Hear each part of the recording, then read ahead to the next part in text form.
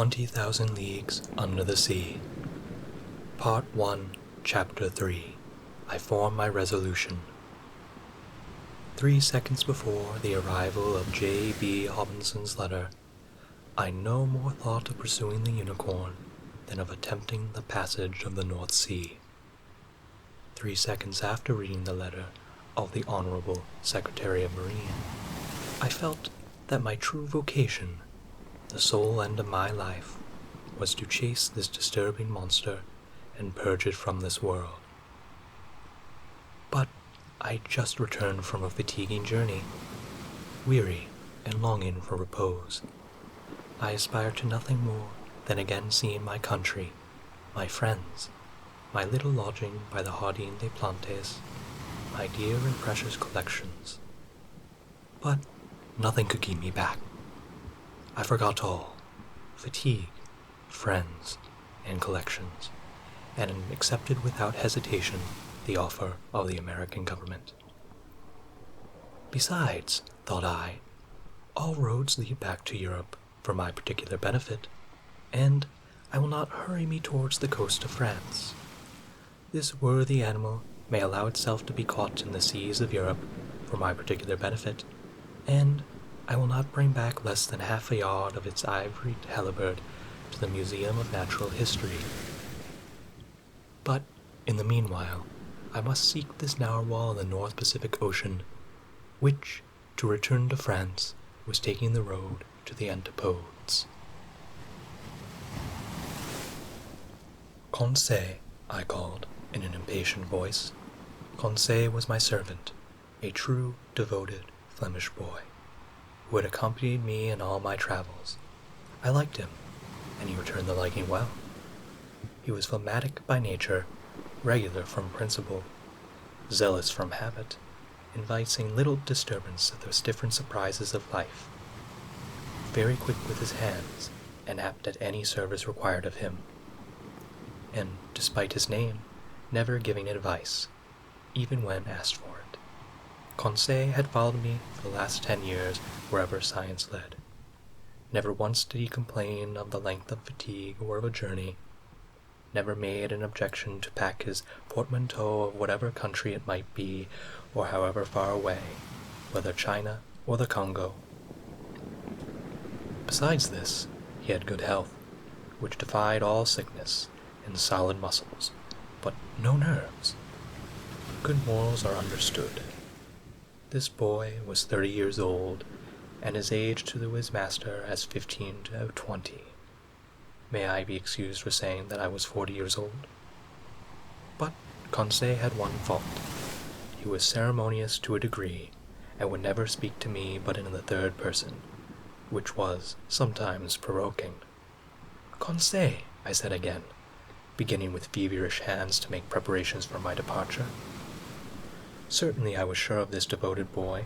As a rule, I never asked him if it were convenient for him or not to follow me in my travels, but this time the expedition in question might be prolonged, and the enterprise might be hazardous in pursuit of an animal capable of sinking a frigate as easily as a nutshell. Here there was a matter for reflection, even to the most impassive man in the world. What would Conseil say? Conseil, I called a third time. Conseil appeared. "Did you call, sir?" he said, entering. "Yes, my boy. Make preparations for me and yourself, too. We leave in 2 hours. "As you please, sir," replied Conseil quietly. "Not an instant to lose. Lock in my trunk all traveling utensils, coats, shirts, and stockings, without counting as many as you can, and make haste." "And your collections, sir?" observed by Conseil. "We will think of them by and by." "What? The Archotherium, the Hydrocotherium, the Oreodons, the Cheropotamus, and the other skins?" They will keep them at the hotel." "And your live babirusa, sir?" "They will feed it during our absence. Besides, I will give orders to forward our menagerie to France." "We are not returning to Paris, then?" asked Conseil.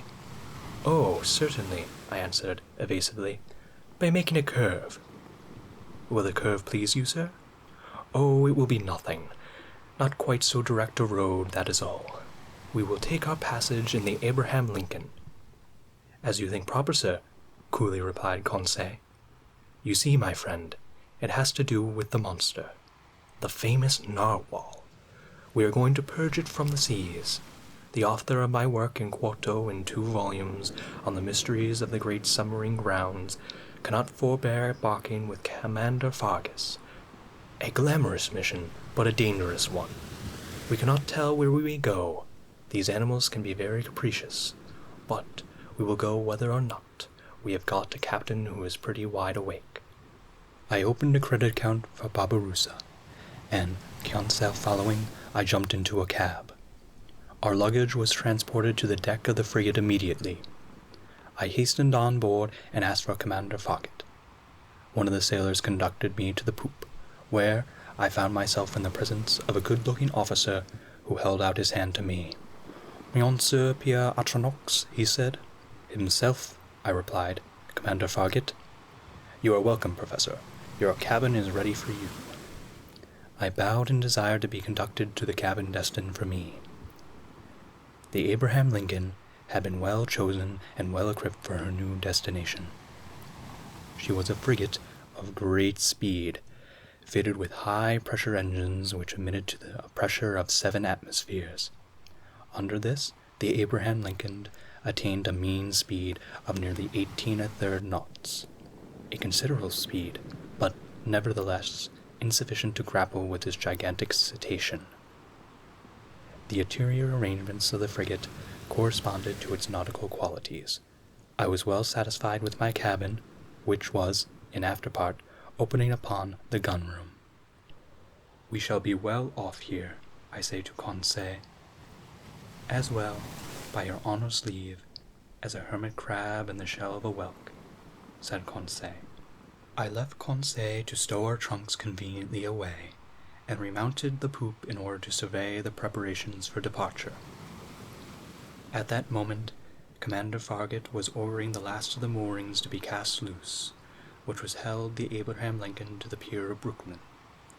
So, in a quarter of an hour, perhaps less, the frigate would have sailed without me. I should have missed this extraordinary, supernatural, and incredible expedition, the recital of which may well be met with some skepticism. But Commander Farragut would not lose a day, not an hour, in scouring the seas in which the animal had been sighted. He sent for an engineer. "Is the full steam on?" he asked. "Yes, sir," replied the engineer. "Go ahead," cried Commander Farragut.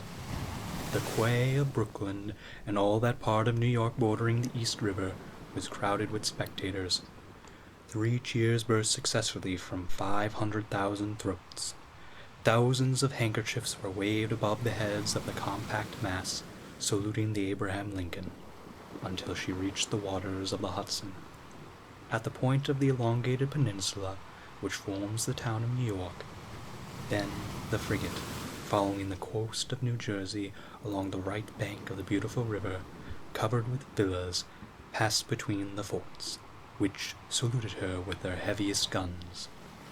The Abraham Lincoln answered by hoisting the American colors 3 times, whose 39 stars shone resplendent from the mizzen peak. Then, modifying its speed to take the narrow channel marked by the buoys, placed in the inner bay formed by Sandy Hook Point, it coasted the long sandy beach, where some thousands of spectators gave it one final cheer. The escort of boats and tenders still followed the frigate, and did not leave her until they came abreast of the lightship, whose 2 lights marked the entrance of the New York Channel. 6 bells struck. The pilot got into his boat and rejoined the little schooner, which was waiting under our lee. The fires were made up, the screw beat the waves more rapidly, the frigate skirted the low yellow coast of Long Island, and at 8 bells, after having lost sight in the northwest of the lights of Fire Island, she ran at full steam on the dark waters of the Atlantic.